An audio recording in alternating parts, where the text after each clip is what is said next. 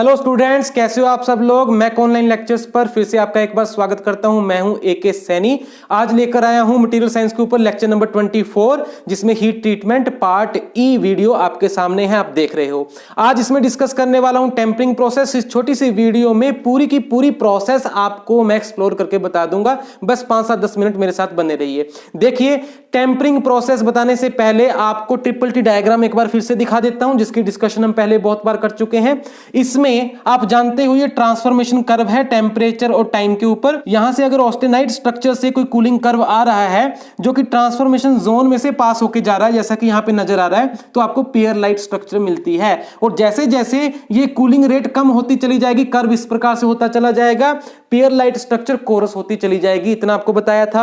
ये critical cooling वाला curve होता है जो बिल्कुल नोज के ऊपर से पास हो रहा है। ये ट्रांसफॉर्मेशन रीजन के नोज से पास होने वाला कर्व है क्रिटिकल कूलिंग कर्व। और अगर इससे ज्यादा कूलिंग रेट वाला कोई भी कर्व आपके पास है तो आपको मार्टेनसाइट स्ट्रक्चर मिलती है। क्रिटिकल कूलिंग या उससे ज्यादा कूलिंग रेट वाला यहां पे आपको मार्टेनसाइट स्ट्रक्चर देता है। मार्टेनसाइट स्ट्रक्चर ही क्या है? जो कि बहुत हार्ड स्ट्रक्चर है। अच्छी बात है, हम हार्डनिंग प्रोसेस करते ही ऐसे हैं मार्टेनसाइट बनाकर, जैसे मैंने आपको पहले बताया था इन जनरल। ओके, लेकिन इसकी सबसे बड़ी प्रॉब्लम क्या होती है मार्टेनसाइट की कि ये ब्रिटल है। ब्रिटलनेस की वजह से हम इसको एज सच यूज नहीं कर पाते।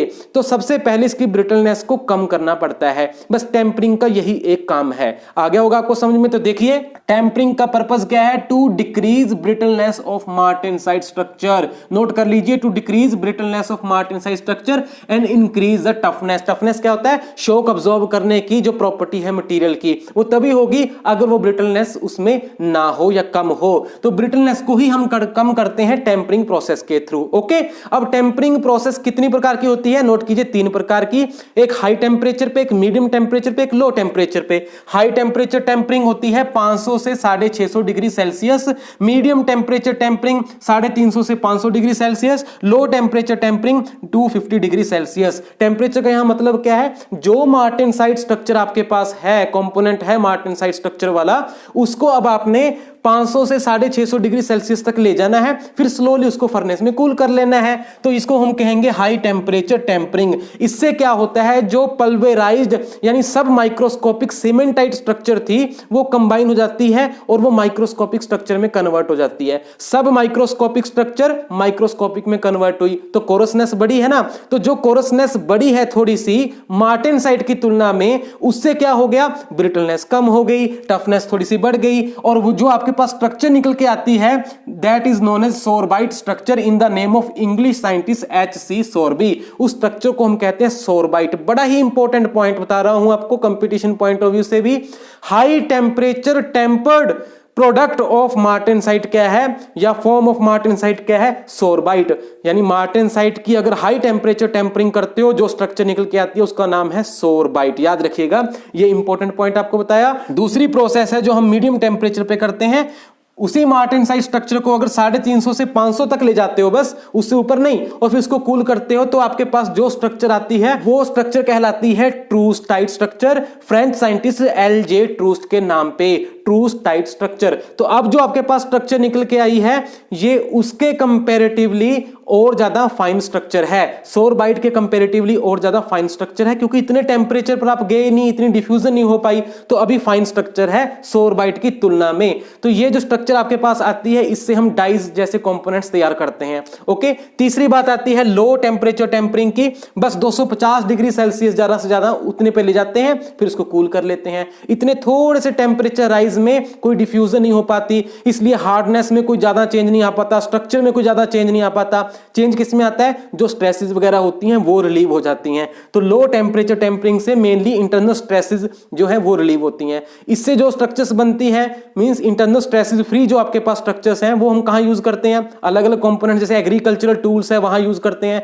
मेट्रोलॉजिकल जो टूल्स हैं जैसे साइन बार, गेजेस, वो सारे भी इन चीजों से बनते हैं। राइट? ओके, तो अब आपको सारा कुछ ये समझ में आ गया होगा टेम्परिंग के बारे में इस छोटी सी वीडियो में। याद कर लीजिए, ये पॉइंट इंपॉर्टेंट है। कोरसनेस ऑर्डर ट्रू टाइट स्ट्रक्चर का सोरबाइट से कम है, सोरबाइट का पियरलाइट से कम है, यानी कोरसनेस बढ़ती चली जा रही है स्ट्रक्चर की।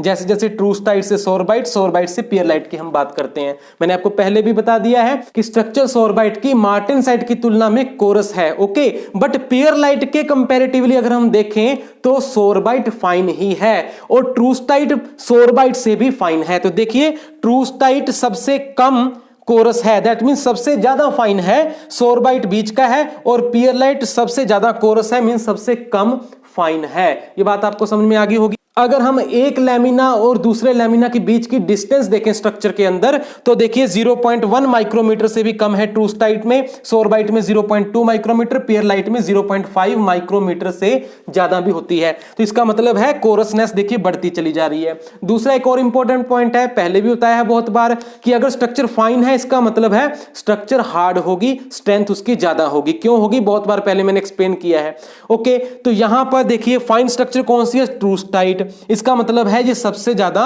स्ट्रेंथ वाली या हार्ड स्ट्रक्चर है। अगर हार्डनेस की बात करें या स्ट्रेंथ की बात करें तो ये ऑर्डर उल्टा हो जाएगा, ट्रूस्टाइट सबसे ज्यादा, सोरबाइट बीच का, पियरलाइट उससे कम का। तो ये रही आपकी सारी प्रोसेस टेम्परिंग। इसके साथ ही आज हीट ट्रीटमेंट सारा कवर हो गया।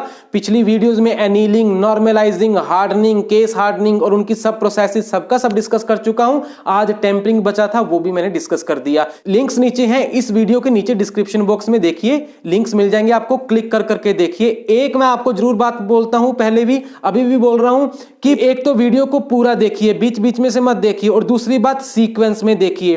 पूरी प्लेलिस्ट पड़ी हुई है मटेरियल साइंस के ऊपर लेक्चर्स की, लेक्चर नंबर 1 से लेकर अब तक, तो 1 से शुरू कीजिए। अगर वाकई ही आप मटेरियल साइंस के एक्सपर्ट बनना चाहते हो, कंपटीशन की तैयारी कर रहे हो, या अपने नॉलेज को कहां से कहां लेकर जाना चाहते हो, तो लेक्चर नंबर 1 से शुरू कर दीजिए देखना। पूरा ये एक पैकेज मैंने आपको दे दिया है, आप सुनिए, देखिए, प्ले कर करके देखिए बार बार, आपका नॉलेज कहीं का कहीं जाने वाला है डेफिनेटली, ये मेरी गारंटी है। सो मिलते हैं जल्दी ही नेक्स्ट वीडियो में हम। Thank you very much.